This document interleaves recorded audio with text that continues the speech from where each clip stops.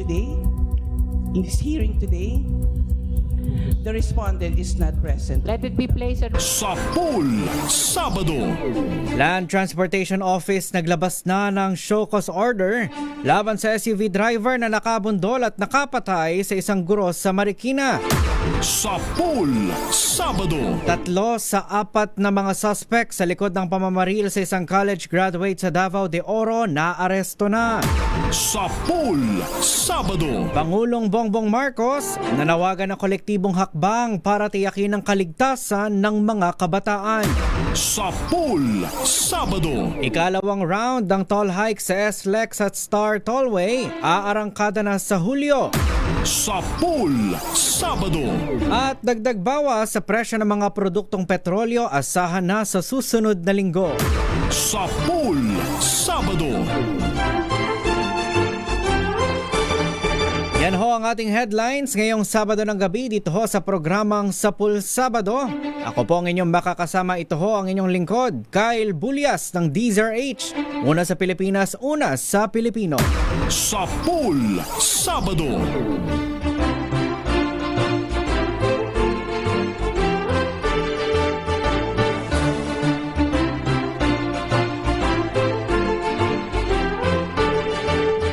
Walong minuto makalipas ang alas 9 ng gabi. Sa detalye ho ng ating mga balita, iniimbestigahan na ng Mandaluyong City Police ang insidente sa isang viral video ng pagbunot ng baril na nagpakilalang retiradong general sa isang nakaalitang motorista. Ayon sa Mandaluyong City Police Station, nagsimula na nila ang investigasyon upang matukoy ang mga personalidad na sangkot. Bineberipika rin ang detalye ng pangyayari, kinukunan ng pahayag ang mga testigo at sinusuri rin kung legal ba ang hawak nitong baril. Nanawagan naman ang Mandaluyong City Police sa publiko na panatilihin ng kalmado at iwasan na paggamit ng pananakot o armas sa oras ng hindi pagkakaunawaan. Paalala ng pulisya, isang pribilehiyo ang pagkakaroon ng baril na may kaakibat na malaking responsibilidad at ang paggamit ito upang manindak ay maaaring humantong sa kaukulang legal at administratibong aksyon. Sa pool, Sabado.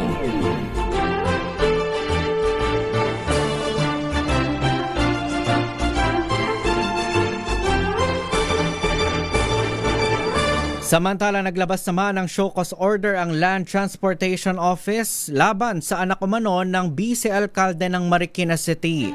Kasunod dito na nangyaring road crash incident sa lungsod na ikinamatay ng isang guro. Ayon sa LTO, kailangan magpaliwanag ng driver ng SUV kung bakit hindi siya dapat makasuhan dahil sa pagmamaneho ng lasing. Suspendido na rin ang lisensya nito sa loob ng 90 araw. Una nang kinasuhan ng reckless imprudence resulting in physical injuries ang naturang driver pero nakalaya rin matapos makapagpiyansa. Subalit dahil namatay na sa ospital ang biktima matapos makomatos ng 1 linggo, nagdesisyon ng mga otoridad na maghain ng supplementary case para i-upgrade ang kaso sa homicide. Sa pool, Sabado. Naaresto na rin ng mga otoridad ang 3 suspect sa likod ng pamamaril sa isang kakagraduate lamang na lalaki sa Pantukan, Davao de Oro. Ayon sa kapulisan, tinangkapang i-hostage ng isa sa mga suspect ang sarili nitong anak pero napigilan na rin ito ng mga otoridad. Sa ngayon, inihahanda na ang mga kaukulang kasong isasampa sa mga naaresto habang tinutugis pa ang isang pinaniniwalaang primary suspect sa krimen. Kabilang naman sa tinitignang motibo sa krimen ang love triangle pero wala pang pahayag ang biktima tungkol sa insidente. Sa pool, Sabado. Sinuspinde ng Land Transportation Franchising and Regulatory Board ang operasyon ng isang electric vehicle taxi na nakisali sa robbery prank ng 2 vlogger.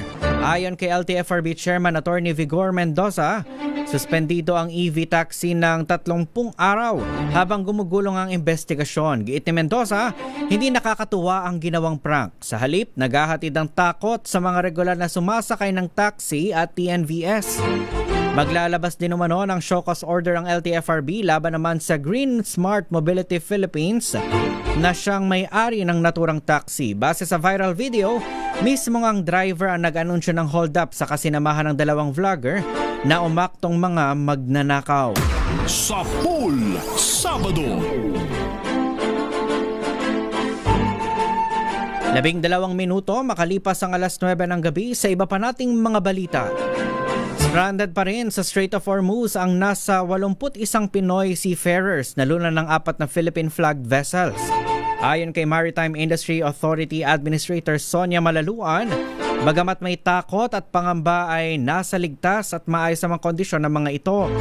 Bukod aniya sa mga nasabing Pinoy, mayroon pang ibang Filipino seafarers na lula naman ng mga foreign flagged vessels na stranded pa rin sa Strait of Hormuz, Black Sea, Red Sea, Persian Gulf at sa Gulf of Oman. Pagbibigay din ni Malaluan, sa kabuang 20,000 na mga stranded seafarers, nasa 20% dito ang mga Pilipino. Sa pool Sabado. Samantala, nanawagan si Pangulong Ferdinand Marcos Jr. ng kolektibong hakbang upang maprotektahan ang mga kabataan sa sunod-sunod na insidente ng karahasan. Ayon sa Pangulo, inatasan na niya ang mga ahensya sa edukasyon, kapulisan, kalusugan, gayon din ang mga lokal na pamahalaan na palakasin ang mga hakbang para sa kaligtasan ng mga estudyante. Git nito, dapat tiyakin ng mga paaralan na mahigpit na nasusunod ang mga panuntunan sa kaligtasan sa loob man ng silid-aralan, field trip, mga training camp o iba pang gawaing pang-eskwela. Umapela rin ito sa mga magulang na maging aktibong bahagi ng buhay ng kanilang mga anak. May bigay ang oras, atensyon at pag-unawa. Hinimok din ito ang mga estudyanteng nakararanas ng depresyon na huwag mag-atubiling humingi ng tulong. Pakinggan natin ang pahayag ni Pangulong Bongbong Marcos. Ngunit hindi sapat ang pagkilos ng pamahalaan lamang. Dapat manatiling aktibong bahagi ng buhay ng kanilang mga anak ang mga magulang. Dapat ipagpatuloy ng mga guro ang kanilang tungkulin, hindi lamang bilang tagapagturo, kundi bilang mga gabay at tagapayo. Dapat ring tiyakin ng mga paaralan na mahigpit na nasusunod ang mga panuntunan sa kaligtasan. Sa loob man ng silid-aralan, sa mga field trip, training camp, o iba pang mga gawain pang-eskwela. At bilang isang lipunan, kailangan maibalik ang pagpapahalaga sa buhay ng tao, pagtuturo ng tamang asal, pag-uugali at pag-iisip, higit pa sa anumang leksyon sa Sa pool Sabado. At kaugnay po ng balitang iyan, sinimulan na ngang magpatupad ng Department of Education ng mas mahigpit na seguridad sa mga paaralan sa buong bansa. Kasunod ito ng madugong pamamaril sa San Jose National High School sa Tacloban City na nagresulta sa 3 nasawi at 20 sugatan. Ayon kay Education Secretary Sunny Angara, magiging bahagi ng nationwide school safety campaign ang paggamit ng handheld metal detectors. At gagamitin ito ng mga security guard para sa regular na pag-i-inspection sa mga bag. Magkakaroon din ng mahigpit na visitor management system, paglalagay ng mas maraming CCTV cameras at dagdag na security personnel sa mga paaralan. Palalakasin din ng DepEd ang kampanya laban sa bullying at cyberbullying sa pamamagitan ng pagbubukas ng reporting channels upang madaling makapag-report sa banta at insidente ang mga estudyante. Magsasagawa rin ng safety audit sa mga pampublikong paaralan upang suriin ang perimeter fences, mga pasukan, ilaw at emergency exits. Makikipagtulungan din ng DepEd sa Philippine National Police, mga lokal na pamahalaan, barangay, Department of Social Welfare and Development, gayon din ang Department of Health para sa mas maayos na pagpapatupad ng school safety measures. Sa pool Sabado. Samantala, fake news ang kumalat na balita sa social media kaugnay ng umano'y nangyaring pananaksak sa loob ng President Corazon C. Aquino Elementary School sa Quezon City. Ayon kay school principal Dr. Jerry Isip, walang naganap na stabbing incident sa kanilang campus at sa halip, nagkaroon lamang ng suntukan sa pagitan ng 2 estudyante. Nasugatan sa ulo ang isa sa mga bata matapos madaplisan ng relong suot ng isa pang bata habang nagsusuntukan. Agad namang dinala sa ospital ang nasugatang estudyante at kapwa nasa maayos sa kalagayan na ang 2 bata. Nanawagan naman si Dr. Isip sa publiko na tiyaking beripikado ang impormasyong bago ito ipakalat sa social media upang maiwasan ang pagkalat ng maling impormasyon. Sa pool Sabado. Isinailalim na sa psychological intervention at counseling ang 14 anyos na babaeng estudyante na nagpakalat ng panibagong banta ng karahasan sa Tolosa National High School sa Leyte.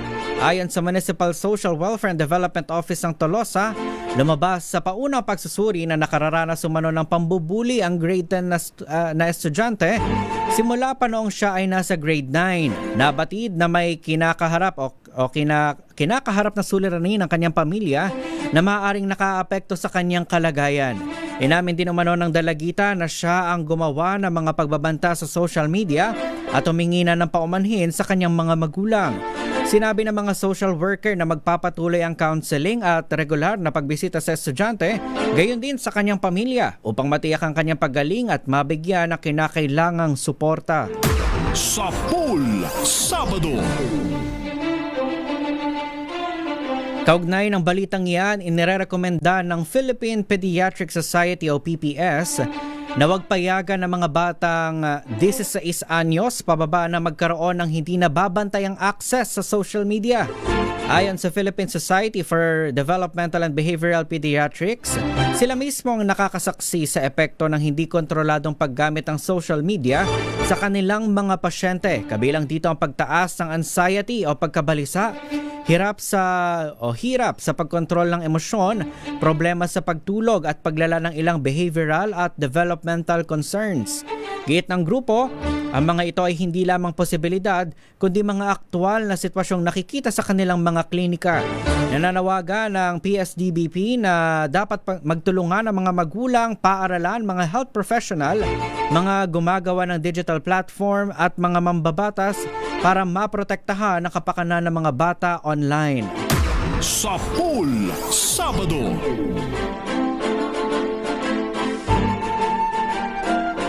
Pinarangalan ng Boy Scouts of the Philippines Tacloban Council ang 15 anyos sa senior scout na si Chris Lawrence Fabian. Siya ho yung isa sa mga nasawi sa pamamaril sa San Jose National High School sa Tacloban City. Sa inilabas na pahayag, kinilala ng Boy Scouts ang kabayanihan ni Fabian matapos umano niyang isugal ang sarili nitong buhay para protektahan ang kanyang mga kaklase sa gitna ng pag-atake. Ayon sa organisasyon, isinabuhay ni Chris Lawrence ang Scout Oath at Scout Law hanggang sa kanyang huling sandali. Nag-abot din ng pakikiramay ang Boy Scout of the Philippines sa kanyang mga pamilya, mga kaibigan at kapwa Scouts. Nabatid na ang suot pamburol ni Fabian ay ang kanyang Boy Scout uniform. Sa Pool Sabado. Babalikan ho natin ang detalye ng iba pa nating mga balita, makalipas lamang po ang ilang paalala. Pilipinas ang ating oras, 19 na minuto makalipas ang 9:00 ng gabi. This time.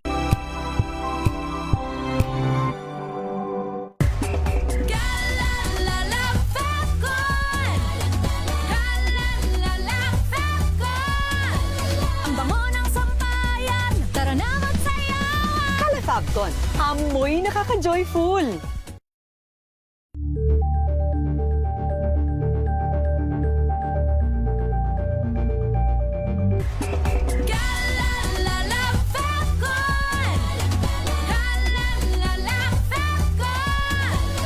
bango ng sampayan, tara na magsayawan! Kala Fabcon, amoy nakaka-joyful!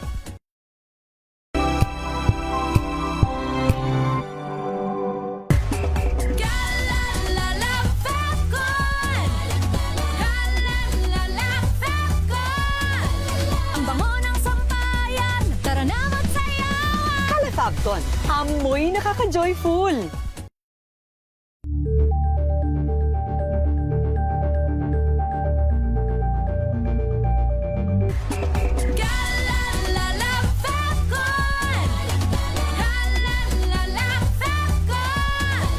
Ang bango ng sampayan, tara na magsayawan! Kala Fabcon, amoy nakaka-joyful!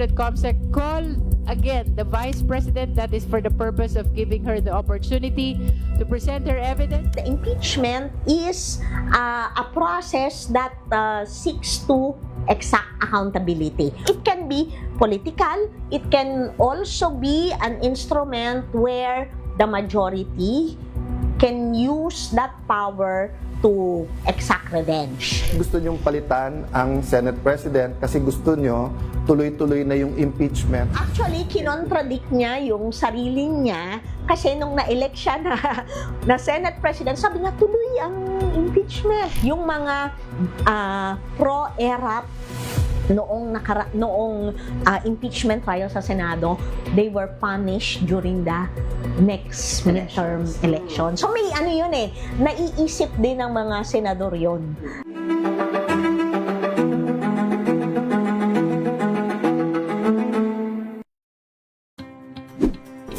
check na araw mga health checkers. Ang mabuting balita ng ating Panginoon. Kasama pa rin ang ating mga eksperto. Ito po ang inyong balerina ng bayan, si Lisa Makuha Elizalde. Ito po ang Radyo Henyo sa DZRH. Una po ng isang magandang hapon. Mga balitang gigising sa inyong umaga. Mga balitang kailangan mong malaman. Mapapakinggan sa ACS Balita sa 2x2. Kasama sina Anthony Taberna at Jerry Baha. Lunes hanggang Biyernes.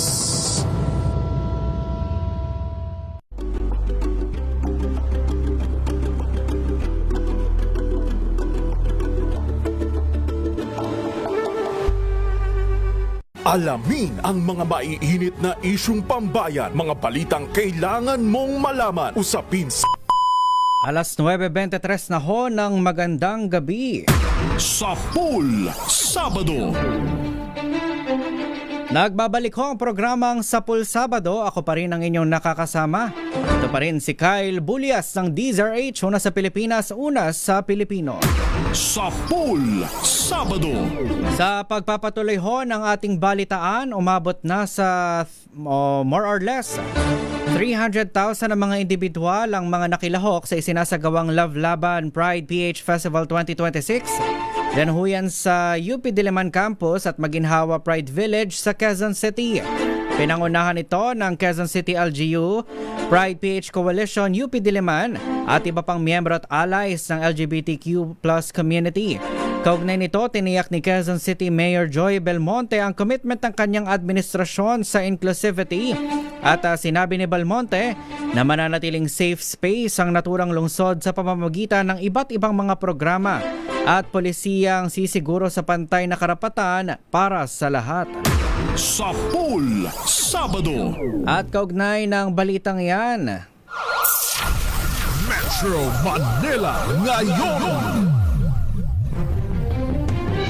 makibalita muna tayo sa MMDA Metro Base. Alamin natin ang lagay ng mga pangunahing lansangan dito ho sa Metro Manila, especially dyan sa bahagi ng Quezon City sapagkat may dinaraos ang malaking aktibidad.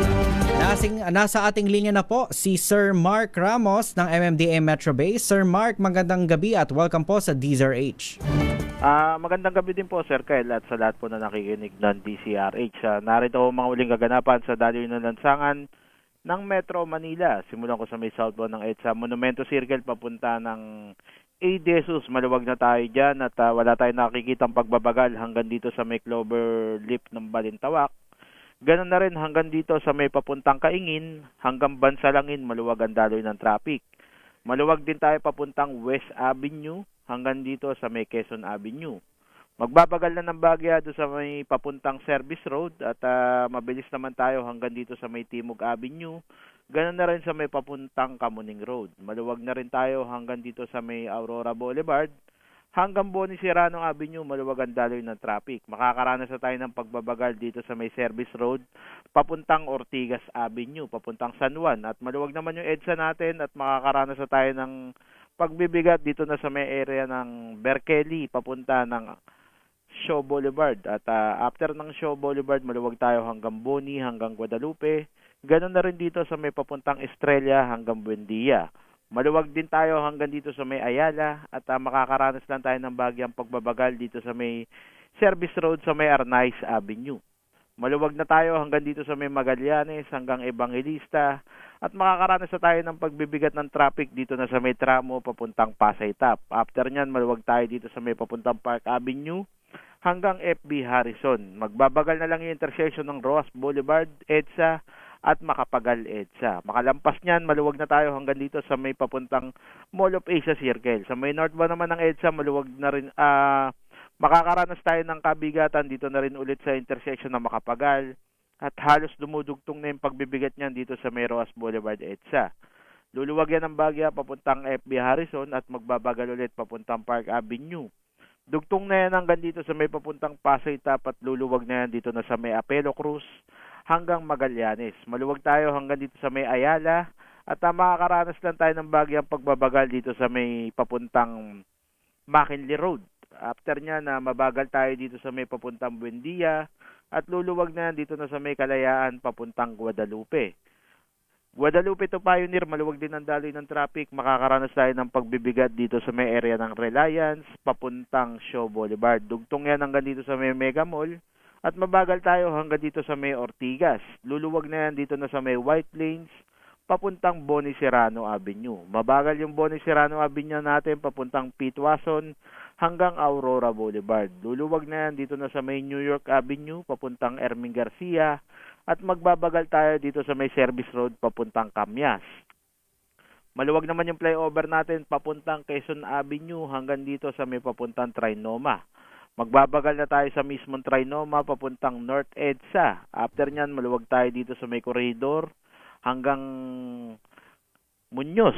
Maluwag din tayo hanggang dito sa may Kaingin. Makakaranas na tayo ng pagbibigat dito na sa may Oliveros papuntang Cloverleaf ng Balintawak. After nyan, maluwag na tayo hanggang dito sa may General Malbar hanggang Mariano Ponce at wala tayong nakikitang pagbabagal hanggang General Tino hanggang Asuncion.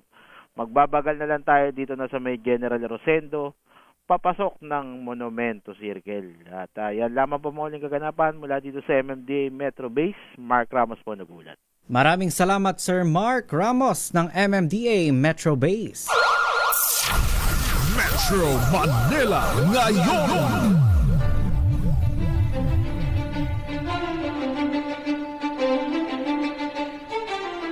Alas 9:29 na ho ng gabi, aarangkada na ang ikalawang bahagi ng Taas Singil sa toll sa South Luzon Expressway o SLEX. Gayon din ho sa Southern Tagalog Arterial Road o Star Tollway, simula ho yan sa July 1. Sa SLEX, mula Alabang hanggang Calamba, may dagdag na 11 pesos para sa Class 1, 21 pesos sa Class 2 vehicles at 32 pesos naman sa Class 3. Mula naman Calamba, Laguna hanggang Santo Tomas, Batangas, nasa 3 pesos hanggang 9 pesos ang increase o 37 pesos po ang bayad para sa Class 1, 74 pesos sa Class 2 at 111 pesos sa Class 3. Para naman sa end-to-end o mula Alabang hanggang Santo Tomas ay may additional rates na 14 pesos, 27 pesos at 41 pesos. Samantala, para naman sa Star Tollway, mula ho sa Santo Tomas hanggang Lipa, may karagdagang 4 pesos na increase o may 4 pesos increase sa Class 1, 9 pesos sa Class 2 at 13 pesos sa Class 3. Sa end-to-end, maglalaro sa 8 pesos hanggang 26 pesos ang dagdag o 57 pesos sa Class 1, 114 pesos sa Class 2 at 171 pesos sa Class 3. Ayon ho sa Toll Regulatory Board, ito ay para masuportahan ng patuloy na operasyon, maintenance at pagpapabuti ng facilities at services ng SLEX at Star Tollway. Sa pool, Sabado.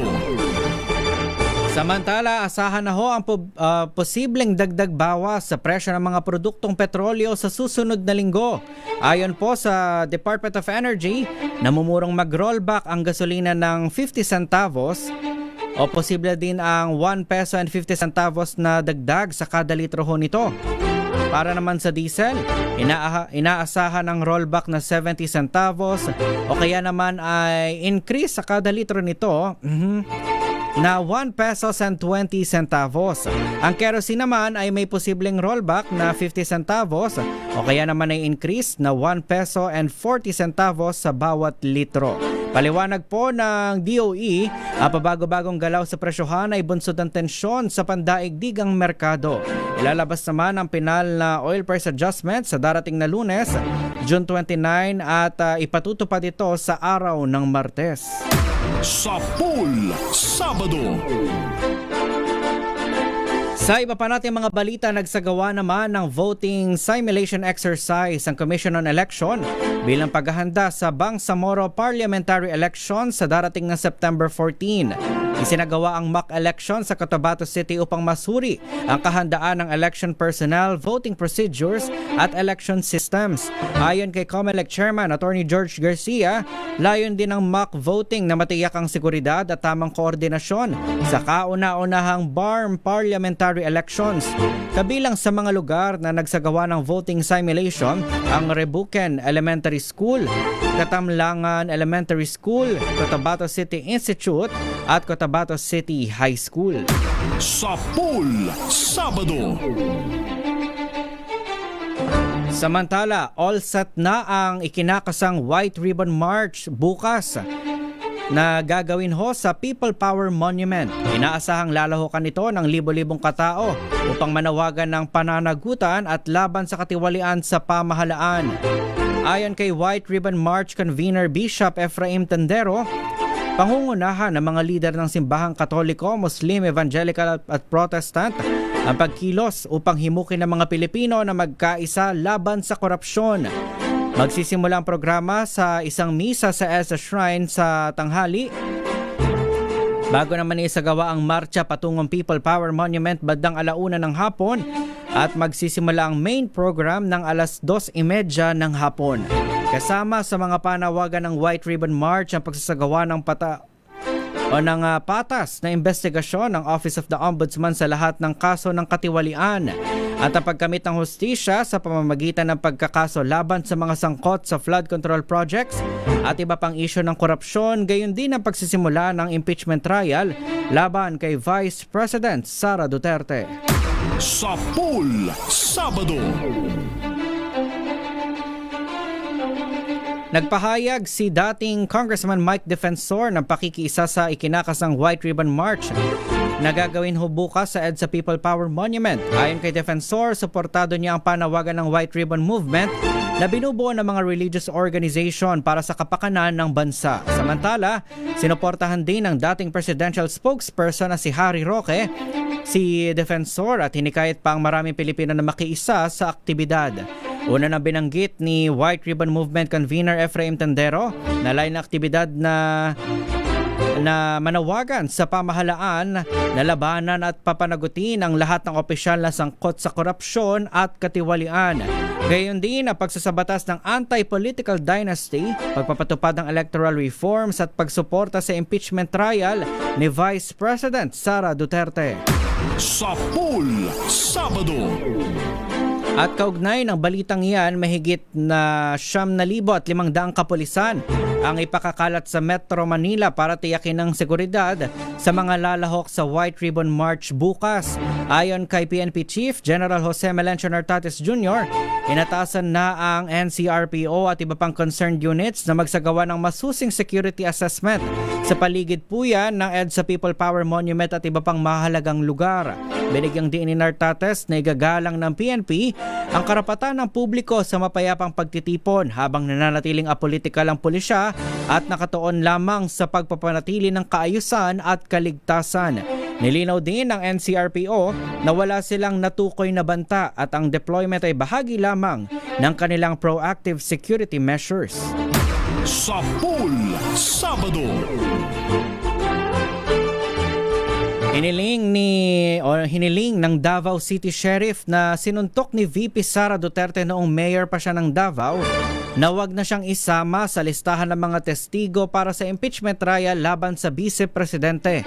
Kabilang si Davao City Sheriff Abe Andres sa mga inilistang testigo ng House Prosecution Panel para sa Article 4 ng impeachment complaint. Tumatalakay dito ang umano'y grave threats dahil sa pagbabanta ni VP Sara laban kay Pangulong Marcos, kay First Lady Liza Araneta Marcos, gayon din kay dating House Speaker Martin Romualdez. Ayon kay House Prosecution Legal Spokesperson Attorney Benjamin Tolosa Jr., pinahintulutan sa alituntunin ng impeachment court ang paggamit ng ebidensya upang maipakita ang behavioral pattern ng isang tao. Gayunman, sakaling tumanggi si Andres na tumestigo, malakas pa rin ang labal ng Article 4 sa impeachment case dahil mismo ang public video ng mga pahayag at kilos ni VP Sara ay maaari na magsilbing pangunahing ebidensya. Sa Pool Sabado. Samantala, nananatiling malakas ang indikasyon na nasa Pilipinas pa rin si Senator Ronald Bato de la Rosa. Ayon kay National Bureau of Investigation Director Attorney Melvin Matibag, batay sa mga sinusundan nilang impormasyon, hindi pa rin nakakaalis ng bansa ang senador na nahaharap sa arrest warrant mula sa International Criminal Court. Giit ni Matibag, magiging pahirapan kung lalabas ng bansa si De La Rosa dahil obligasyon ng mga ICC member states maging ng mga bansang nakikipagtulungan sa pamamagitan ng Interpol na ipagbigay alam sa mga otoridad at isuko siya sakaling maispatan sa kanilang jurisdiksyon. Si Senator De La Rosa isa sa mga pinangalanan ng ICC na co-perpetrators ni dating Pangulong Rodrigo Duterte sa kasong crimes against humanity. Samantala, nilinaw naman ng NBI Director na wala pa silang natatanggap na ICC warrant laban naman kay Senator Bongon ay sinasangkot din sa drug war ng nakaraang Duterte administration. Sa Pool Sabado. Yan na ho ang kabuuan ng ating balitaan dito ho sa programang Sa Pool Sabado. Sa pangalan ho na buong pwersa ng DZRH News, ng ating Radio Tech at Television Tech, ako pong inyong nakasama. Ito si Kyle Bullas ng DZRH, una sa Pilipinas, una sa Pilipino. Sa Pool Sabado. Magbabalik ho ang ating programa. Ilan po munang mga paalala. Pilipinas ang ating oras, alas 9:38 ng gabi.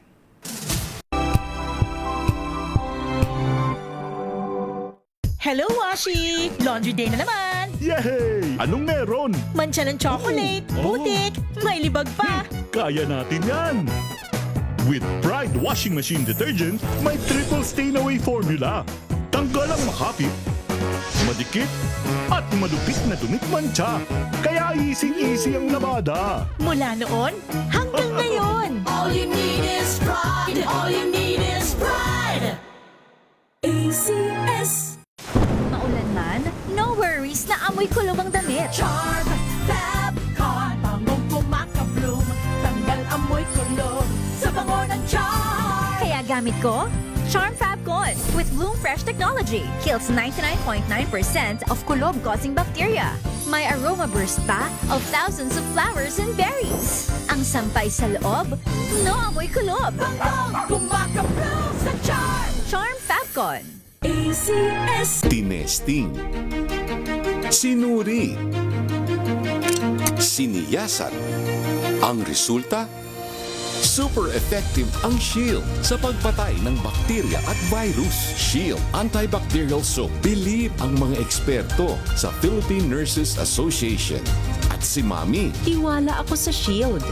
Shield Antibacterial Soap. Napatunayang mabisa. Ang mga nurse, tiwala. ACS.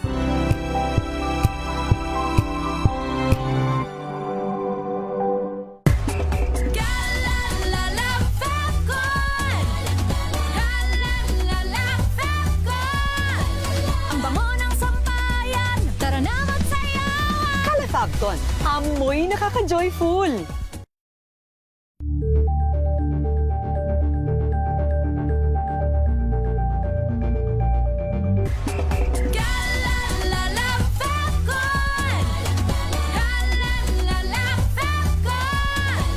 Ang bango ng sampayan, tara na magsayawan. Kala Fabcon, amoy nakaka-joyful.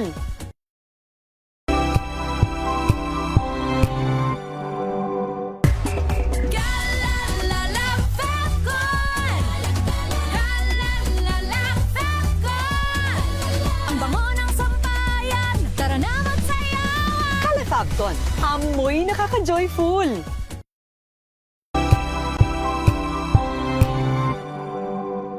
Tumunog na ang gandingan para sa kalikasan. Ang itinanghal bilang Best AM Radio Program Host ay si Cesar Special on Saturday ng DZRH.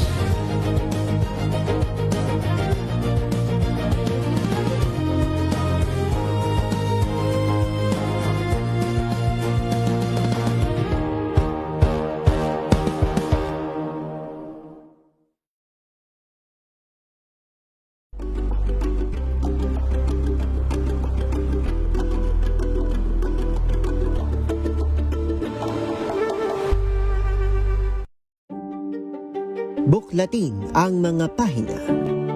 Pakinggan ang boses ng lipunan. Tunghayan ang mga issue mula sa ibang katayuan. Nakakalungkot kasi deserve ba namin ng ganito? Na hindi nila alam kung ano talaga yung kanilang mga karapatan. Yung gobyerno, tinulungan nila yung kanilang magsasaka. Pinapatahimik tayong lahat using various laws. Through education, kayang-kaya nating baguhin yung ganitong klaseng pag-iisip. Isang kwento, iba't ibang anggulo.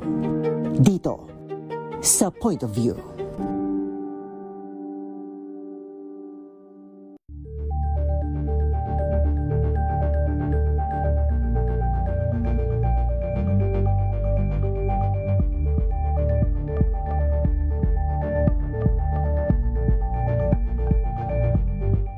Tambalang Anthony Taberna at Jerry Baha ang gigising sa inyong umaga dahil lalatay ang humahagupit na diskusyon at komentaryo Lunes hanggang Biyernes sa 2x2.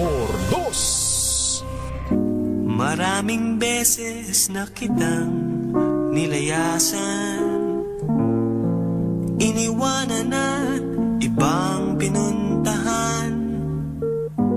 Parang babaeng ang hirap talagang malimutan.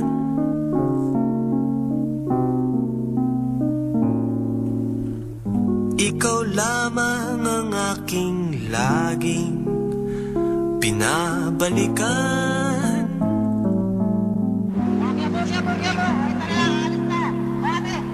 Sa Pool Sabado, Manila. Magandang gabi Luzon, Visayas at Mindanao. Good evening Metro at Mega Manila. Welcome po sa programang Sapul Sabado. Ako pa rin ang inyong nakakasama. Ito ho ang inyong lingkod. Ako po si Kyle Bulias, ang DZRH, una sa Pilipinas, una sa Pilipino. Ay, kamusta ho ang inyong nagdaang linggo? Napakarami hong nangyari. Napakarami hong malalaking balita.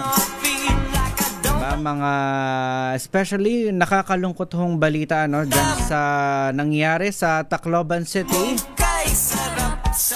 Yun hong nangyaring school shooting. Diba yung ganyang balita parang nakikita lang ho natin na nangyayari sa bansang Amerika. Actually yan yung isa sa mga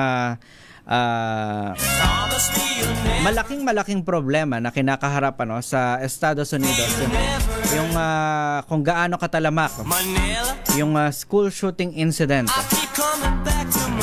At nakakagimbal na makita siya na nangyari dito sa ating bansa.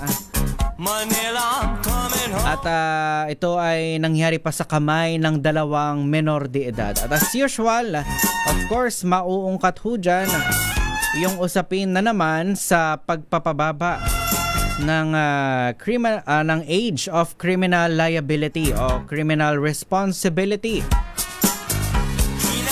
Kaya napaka ng topic na yun, napaka-divisive. At katulad nga ng nakapanayam ho natin isa sa mga respetadong abogado, dating pangulo ho ng Integrated Bar of the Philippines. Nakapanayam po natin si Attorney Domingo Cayosa, kung saan sinabi po niya na pag-uusapan lamang ang bagay na ito tuwing nagkakaroon ng insidente ng karahasan kung saan involved po ang mga kabataan, of course.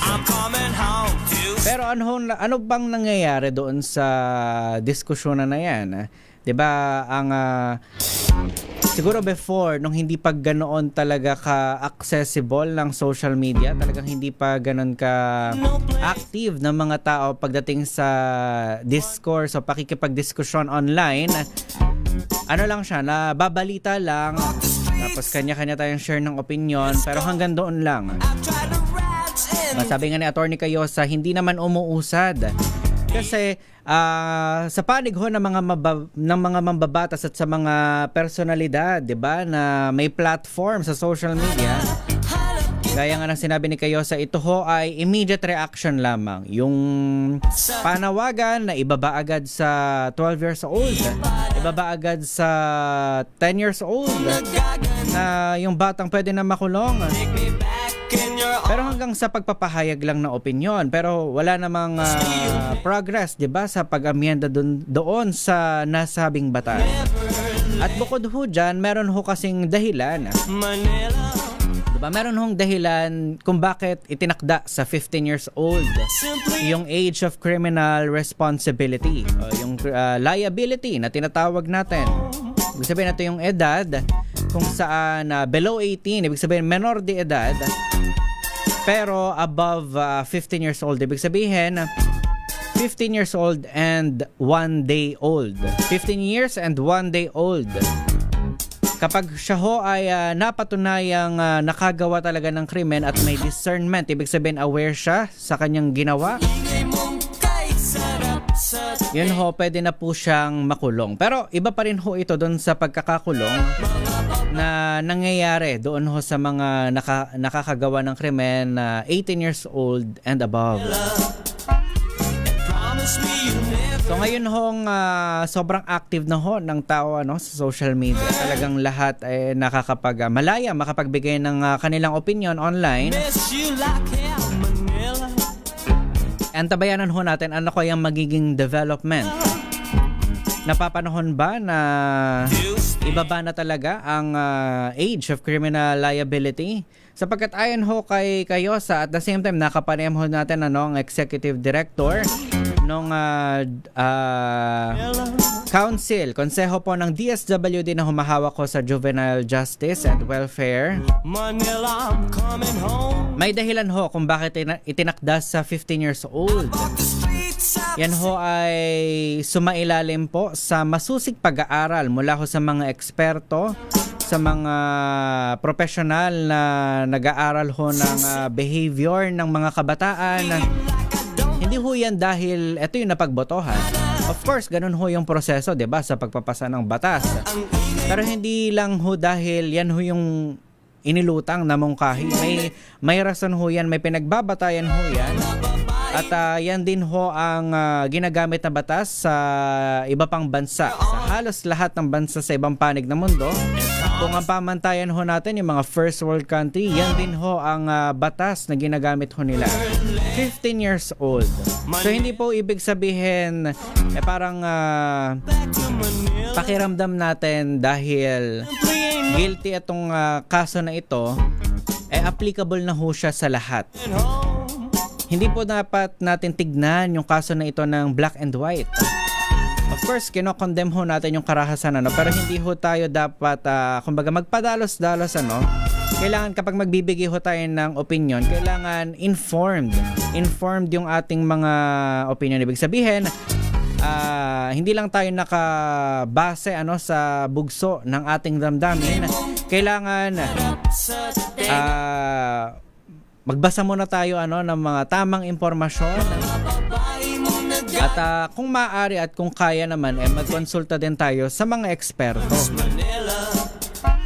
Ngayon, kaugnay ho nito, sinabi naman po ng DSWD na open sila na pagdebatihan. Ibig sabihin, hindi lang basta pag-usapan, pagdebatihan. Kailangan ho ng argument. At syempre, paano ka ba magpe-present ng argument? Dahil lang ba yan yung opinion mo? Dahil yan yung nararamdaman mo? Galit ka kaya ito yung sinasabi mo. Hindi ho dapat ganun. Kailangan may ito po ay backed by evidence, backed by science, diba? May pag-aaral, may kaukulang pag-aaral.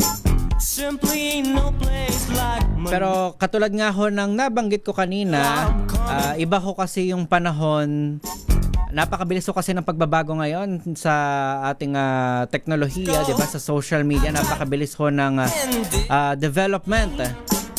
'Di ba? Imagine iba parang kung iisipin natin iba kamakailan lang nangyari yung COVID-19 pandemic. Pero iba na ho yung behavior ng tao online noong mga panahong yon versus sa panahon ngayon. At mas lalong ibang-iba ho ito kung ikukumpara natin sa behavior ng tao noong early 2010, diba? 2012, 2013 hanggang 2016 kung saan technically sikat na ho ang social media na. Marami na hong may social media account.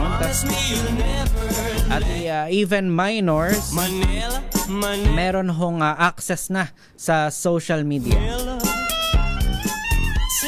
Isa pa sa maingay ngayon na usapin sa social media yung pagbaban daw, 'di ba? Yung pagbabawal sa mga violent games.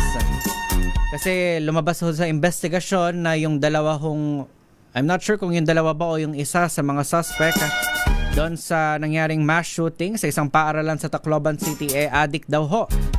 Na lulong ho sa paglalaro ng gore box na tinatawag.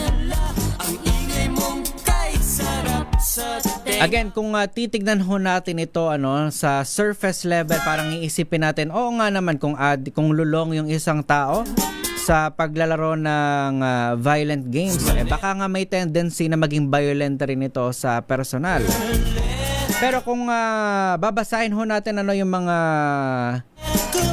sentimiento ng mga tao sa social media, especially yung mga nasa millennial, yung mga millennial at mga early Gen Z, mga zillennial kung tawagin. Diba? Exposed din naman ho kayo o tayo sa mga violent games, mga violent content.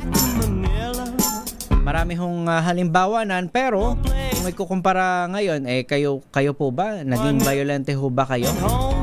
Pumasok ho ba sa inyong isipan na gumawa ng ganitong klase ng krimen? Kasi understand, meron ho tayong, di ba, may mga intrusive thoughts na tinatawag. Pero hindi naman siya to the point na talagang nagpaplano na tayong gumawa ng krimen, di ba? Ibang usapin ho yun. So ngayon, nagdedebate ngayon, di ba, binabatikos ngayon yung mga mambabatas na sinasabing na parang pilit isinisisi. Actually, kahit sa mga civilian din, di ba? May ilan na parang yun agad yung automatic na tinitignan nating salarin. Kung bakit, paano ba na-trigger yung behavior ng mga bata na gumawa ng karahasan sa kanilang kapwa. Pero again, mas malalim pa po dyan. Yung isyong ito, hindi ho yan ganun ka simple.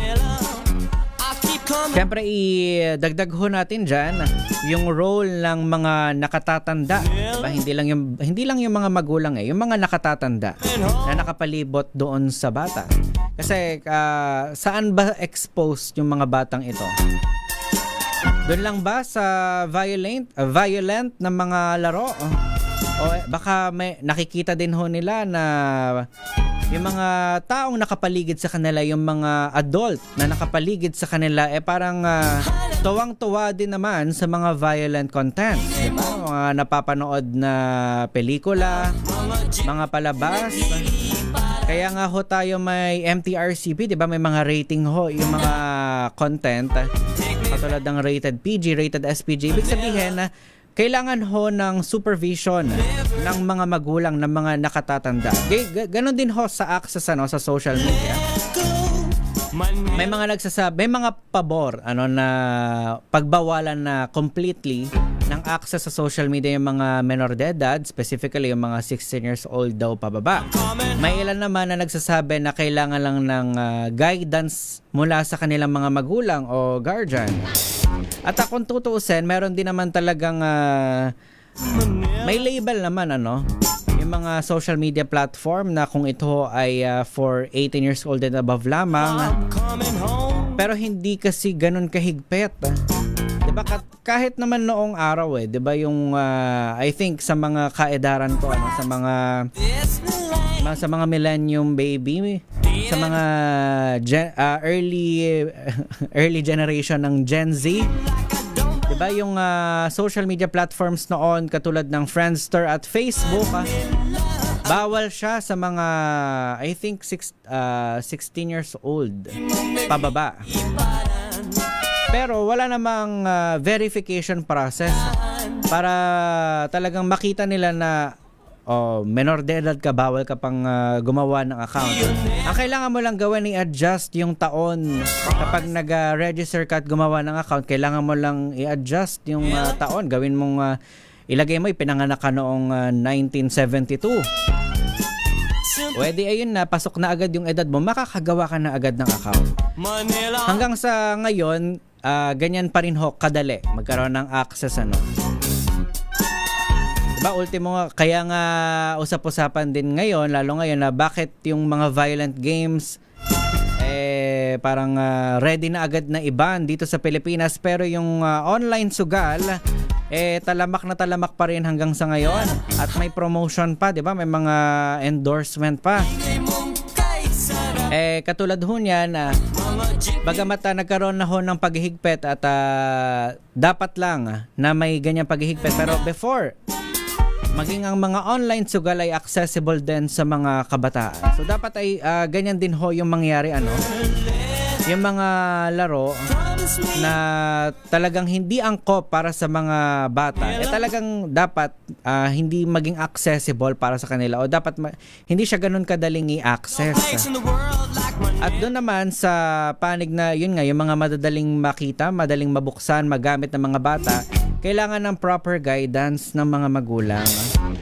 Diba? Kung hanggat maaari magkaroon ng limitasyon sa screen time, magkaroon tayo ng close monitoring.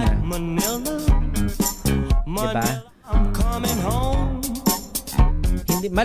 Napakalaki ho talaga ng role dito ng mga adult. Hindi lang ho ng mga magulang, lahat ho ng mga adult, lahat ng mga nakatatanda sa pagbibigay ng gabay sa ating mga sa mga kabataan, kasi ho sila ho yung susunod na henerasyon. Ngayon, sa panig ho ng mga public official, ng mga public figures, mga influencers, emphasis doon sa mga public figures, mga public official, dahil kayo ho yung napapanood sa TV, kayo po ang nakikita madalas sa social media.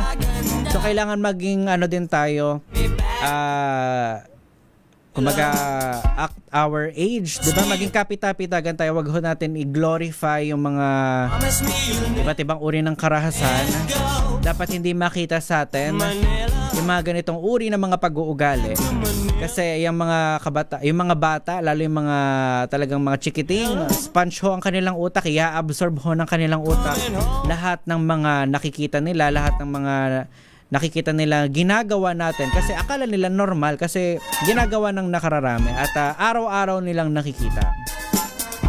So for now, 'di ba, maging huwaran tayo para sa mga kabataan. Kung wala tayong magiging ambag sa diskurso na maayos, at least ang mabuti ho natin gawin ay maging huwaran na lang sa mga kabataan. At again, iwasan ho natin yung pagpapakalat ng fake news. Para maiwasan ho natin yung pagdudulot ng panic, diba? At kaugnay ho niyan yung sa Juvenile Justice and Welfare Act, diba? Hindi ho totoo na walang kulong. Iba lang yung terminong ginagamit, pero may kaukalang parusa pa rin ho yan. So maging matalino ho tayo sa paggamit ng social media at maging responsable. Iwasan ho natin yung pagpapakalat ng fake news. Ayan, magandang gabi muna sa mga tambay sa ating YouTube Live. Ayan, kay Ate Beth Gray, kay Kuya Noel Dorosan. Ayan, bumabati siya ngayon all the way from Melbourne, Australia. At 5 degrees Celsius daw sa kanila. Ayan, maginaw. Sarap matulog. Ayan, good evening kay Serdeno Lariza Zaldi. Ayan. Good evening din kay Ria Soto, kay Kuya JP Acuña, at sa buong team Tangos South, Navotas City. Ayan, sa buong Acuña family, kay sa Reyes family at Nicolas. Ayan. Good Good evening din of course sa aking parentals na nanonood dyan sa Laguna. Sa kay Kuya Amoroso Glenn. Ayan, good evening kay Kuyang Leo Havares. Ayan, pabati daw kina Ann Gabua, Greg Havares, Maylene Atienza, Rosa Rubio, Engineer Cesar Havares, all the way from Puerto Princesa City, Palawan. Ayan, good evening din kay Tatay Andres Bulias, dyan naman sa Marikina City. Good evening at happy Sabbath daw. Tristan Wyeth Gulay kay Miggy Falier Villa. Ay maraming salamat sa mga nakinig at sumama sa ating programa dito po sa Sapul Sabado muli. Ako po ang inyong nakasama, ito ho yung lingkod, Kyle Bulias ng DZRH, una sa Pilipinas, una sa Pilipino. Magkarinigan ho tayo tuwing Sabado ng alas 7 ng gabi sa Hanap Buhay Diaries. At of course, ito ho sa ating programang Sapul Sabado tuwing alas 9 hanggang alas 10 ng gabi. Kami po ay magpapaalam na. Salamat po sa mga nakinig at sumama sa ating programa. Susunod na po ang Gabi ng Misteryo. Makakasama niyo po dyan sila kay Ray Sibayan. Bye! Oras po natin, 2 minutes after 10 p.m.